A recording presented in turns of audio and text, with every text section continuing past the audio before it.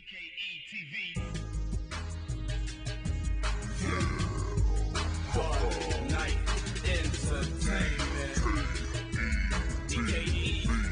DKE-TV.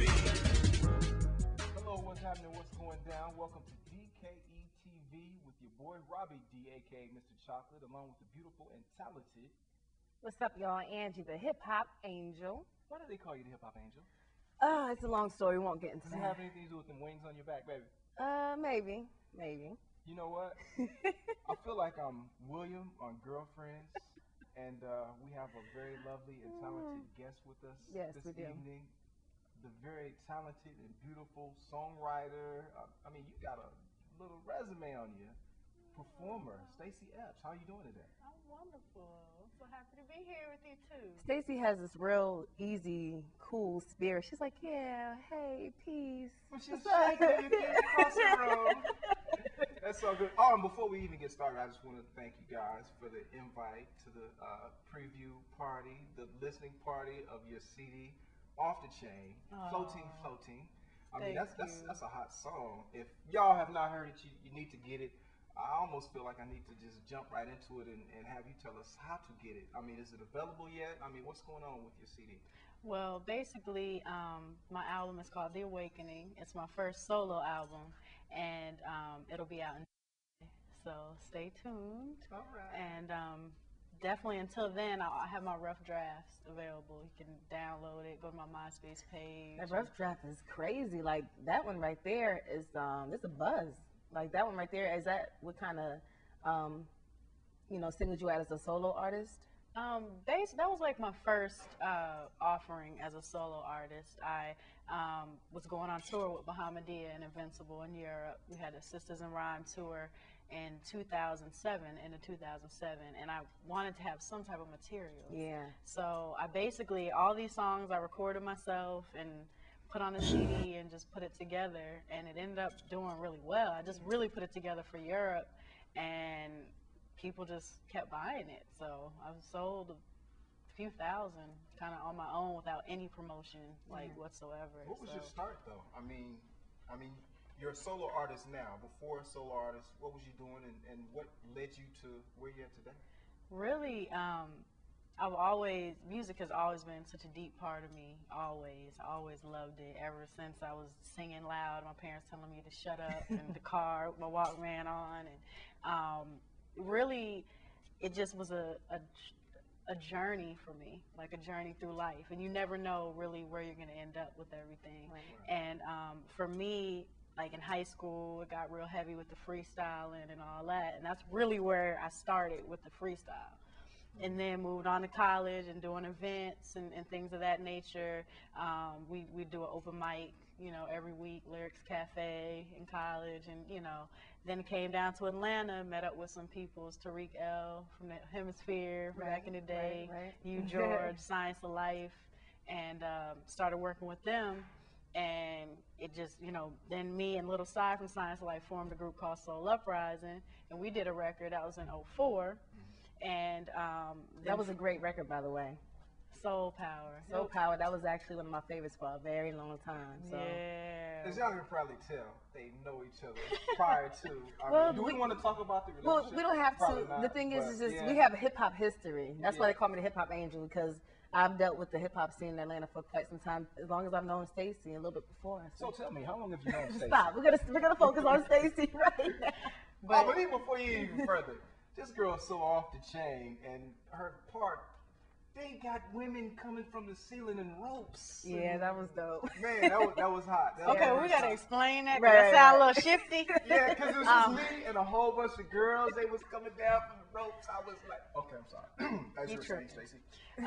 But that was we had women who did circus arts and trapeze. So it's something called a lyra, and it's like a round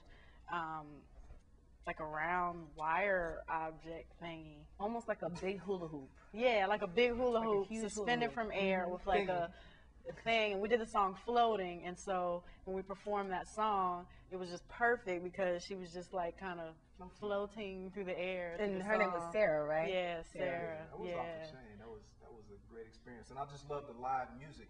And you're not just one of those track artists.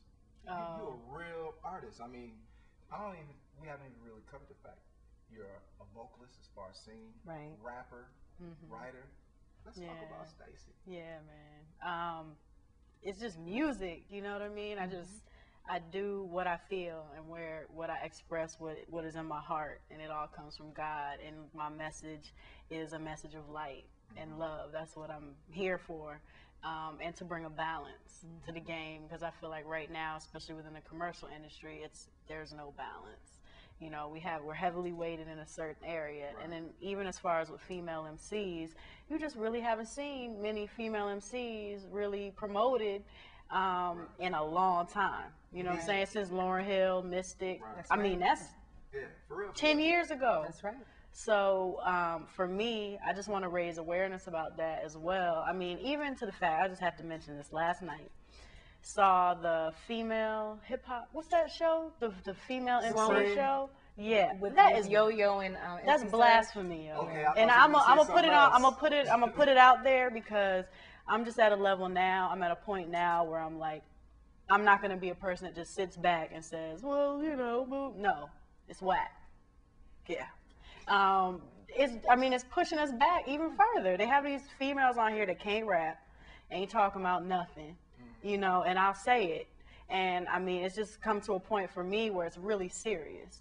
When it's not a game. This is people's lives that we're dealing with, and we have a whole generation of children. I can't say all of them, but a lot of children who haven't had parents, haven't had any entity that they can respect. Yeah. And speaking of they saying nothing, you're a very spiritual individual, and a lot of it's reflected on your music. Could you kind of talk about that as far as when you're putting the pen to the paper and writing? What type of music and what type of message are you putting out there? Really, for me, it comes from when I listen to the music and then connecting, and it really flows from the flow of what I feel. It's very like what I feel at that moment. A lot of times I will just literally listen to the beat and lay down what I hear, and I'll just do it once, and it'll be, you know, that's how I did the song with Madlib and MF Doom, the Mad Villain joint called I, that a lot of people heard. That song, that song I really feel like gave me the most attention so far, like that I gained through that song, because that album sold like 200,000 copies worldwide. So it did good independently for an independent record. So for me, even with that, I played it, and I'm like, okay, and I just recorded it and then recorded over it, and it's just straight from the heart, you know?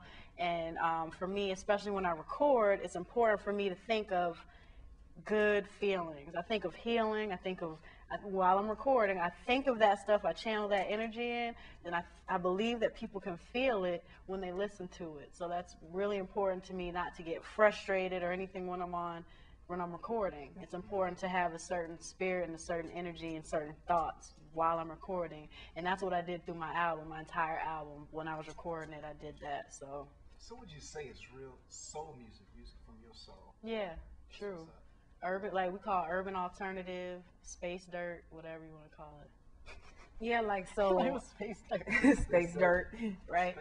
So I was thinking of something, right? And I know people come to you all the time. Hey, Stace, you know, I want you on this track. Hey, Stace, I want to do this song with you. Like, as a female artist or as an artist altogether, what are your limitations? Because even after this interview and you being on television, people are going to go to myspace.com and look up Stacy Epps, and they're going to hear that song, and they're going to hit you up like, hey, I want to work with you. Like, what are your limitations?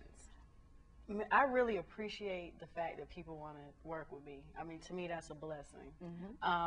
For me, I work with artists that I feel represent what I represent. I'll check them out. I'll look at their page or whatever. I'll talk to them and get a feel for what they are about as well. Listen to their music. I have to feel the music. That's my main limitation. So if I'm not feeling the beat, if I'm not feeling what you're doing, you're not feeling the person. I was going to ask you, like, what if they just put like $5 grand on the table and say, hey, I just want you to do a hook for me, and you're just not feeling the beat at all. You're not feeling the person because their energy is just totally off. You know, and you wouldn't do it, right? I didn't think so. No.